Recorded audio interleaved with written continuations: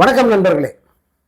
இந்த வீடியோவை நீங்கள் பார்த்துட்டு இருக்கும்போது தமிழ்நாட்டில் திமுக காங்கிரஸ் கூட்டணி உடைஞ்சிருக்கும்.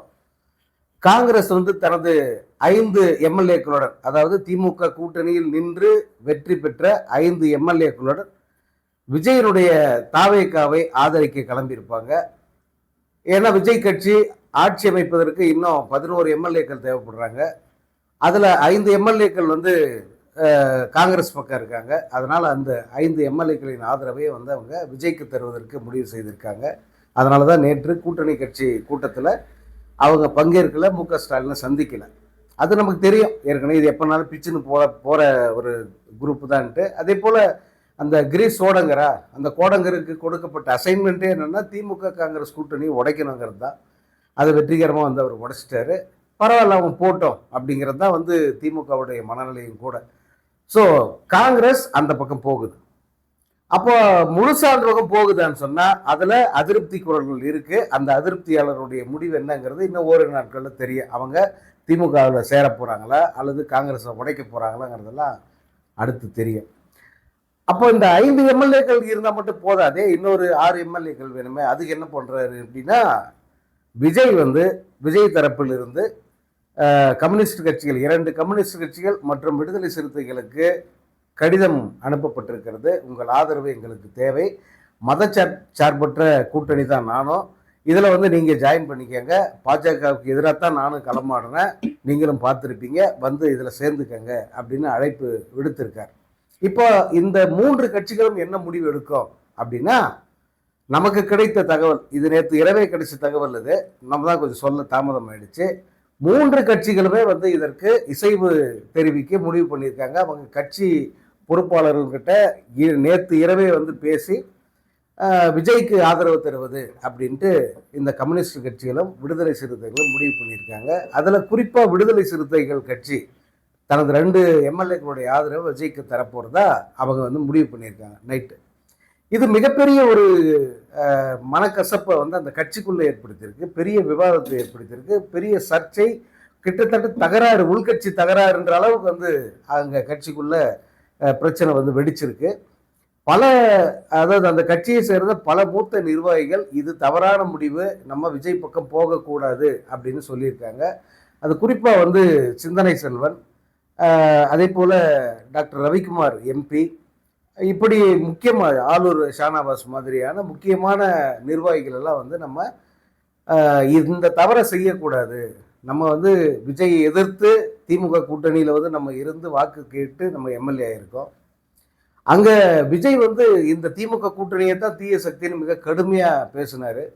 அப்படி இருக்கும்போது தேர்தல் முடிஞ்சு 2 நாளில் நம்ம அந்த பக்கம் போய் சேர்றதுங்கிறது மிக தவறான முடிவு, அதுவும் அமைச்சரவையில் பங்கேற்கிற அளவுக்கு போகிறதுங்கிறது தவறான முடிவு அப்படின்னு அவங்க எதிர்ப்பு தெரிவிச்சிருக்காங்க.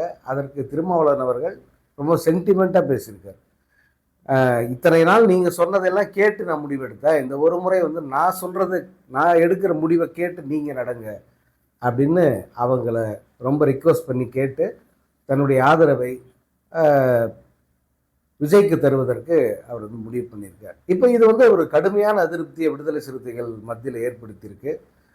அதனால் அந்த கட்சியை சேர்ந்த ஒரு சில நிர்வாகிகள் இது மிகுந்த அதிருப்தியில் இருக்காங்க. அவங்க திமுகவோடு சேருவதற்கு வாய்ப்பு இருக்குன்ற அளவுக்கு நேற்று இரவு பேசப்பட்டது. உடனே இது இப்படியெல்லாம் வதந்தி பரப்பலாமா அப்படின்னு எம்எல்ஏ பாயாதீங்க. நான் கேள்விப்பட்டதை தான் இங்கே சொல்கிறேன். ஏன்னா விஜய் பக்கம் போய் சேரணும் அப்படின்னு சொல்கிறதுல ஒரு நியாயம் இருக்கணும். ஏதாவது கூட்டணி, அந்த கூட்டணி ஆட்சியில் பங்கு தரேன், இது 2 தான். நான் எலும்பு துண்டை வீசுகிறேன், நீ வந்துரு அப்படின்னு அர்த்தமாக இருக்குது.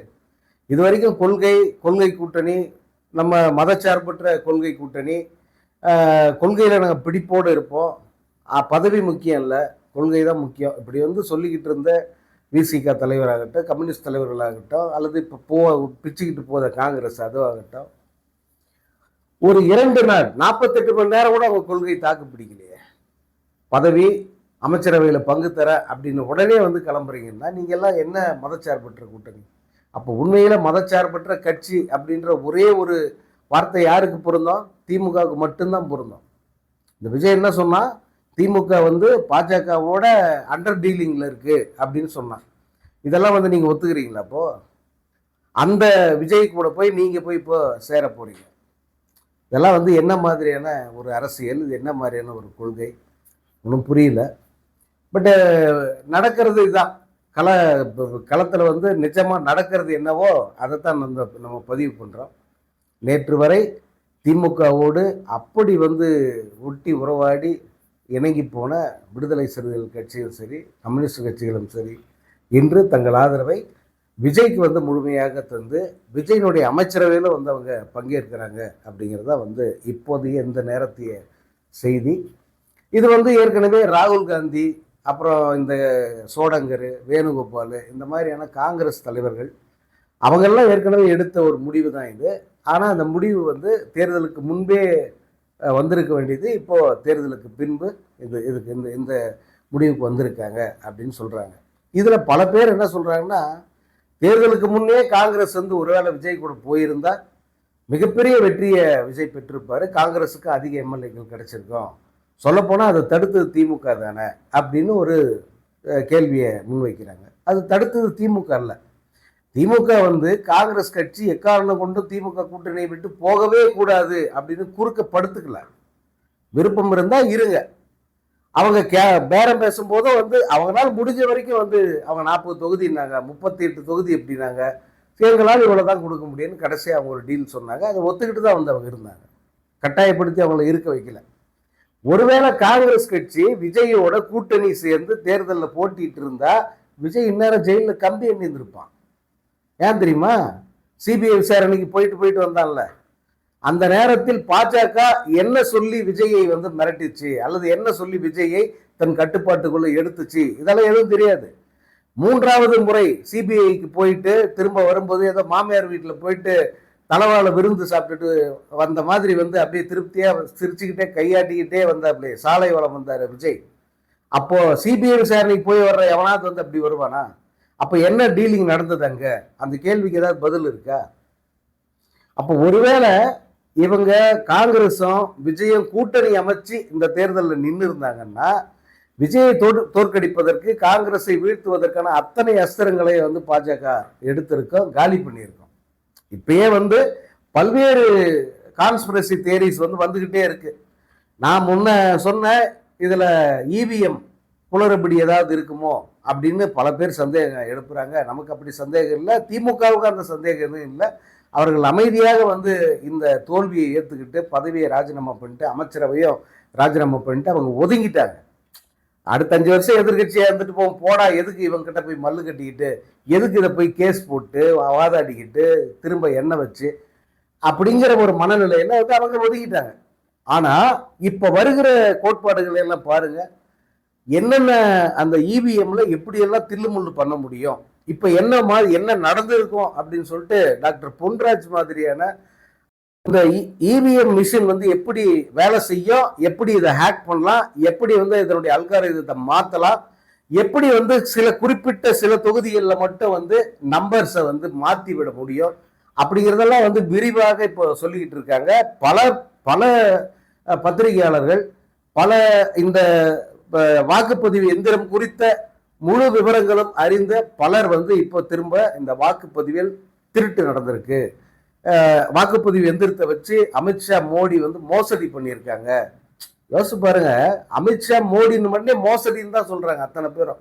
ஒரு நாட்டின் பிரதம அமைச்சர் அவர், ஒரு நாட்டின் மத்திய உள்துறை அமைச்சர், அப்படிப்பட்ட உயர் பதவியில் இருக்கிற 2 பேரை பத்தி இந்தியா முழுக்க எப்படிப்பட்ட பேச்சு இருக்கு? மோசடி பெருவடிகள் அப்படின்ற பேச்சு இருக்கு. இவங்க 2 பேருமே வந்து எலக்ட்ரானிக் ஓட்டிங் மிஷினை வச்சு மோசடி பண்றாங்க அப்படிங்கிறதா வந்து பல இடங்கள்லயும் குற்றச்சாட்டா இருக்கு.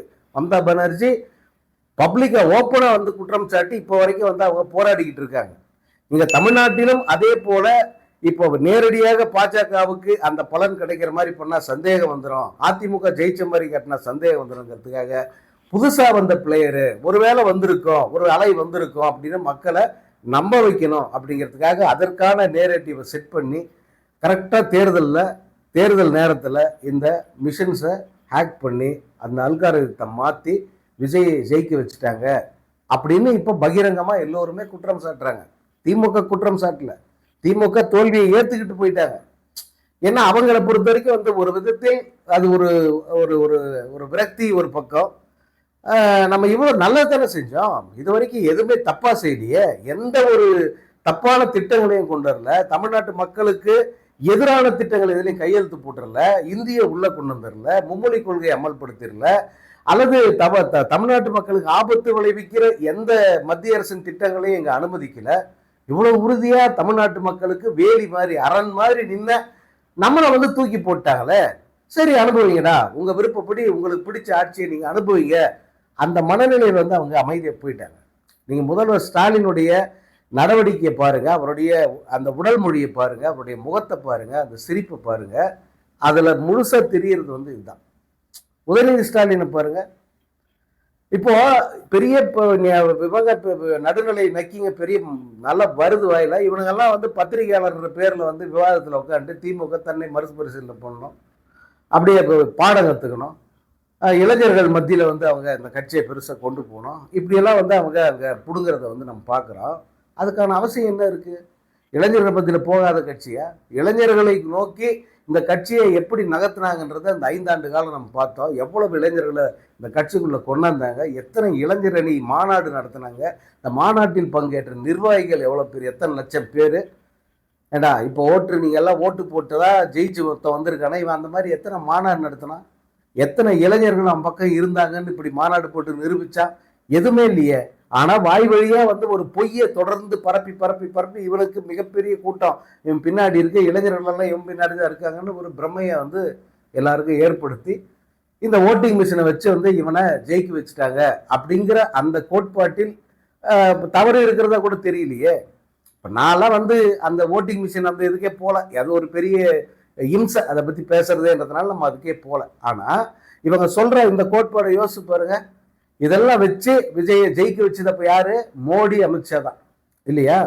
அந்த இவிஎம் மிஷினு, சிபிஐ, தேர்தல் ஆணையர், இவங்க எல்லாம் கூட்டு சதி சேர்ந்துதான் விஜயை ஜெயிக்க வச்சாங்க அப்படிங்கிற அந்த புது தியரியை வந்து நம்ம இப்போ ஏற்றுக்கிட்டா, இவன் ஒருவேளை காங்கிரஸ் கூட அப்பயே கூட்டணிக்கு போயிருந்தான்னு வச்சுக்கோங்களேன், தரமட்டமாக தேய்ச்சிருக்க மாட்டாங்க. சிபிஐலேருந்து இப்படி காமிச்சிட்டு வர முடியுமா?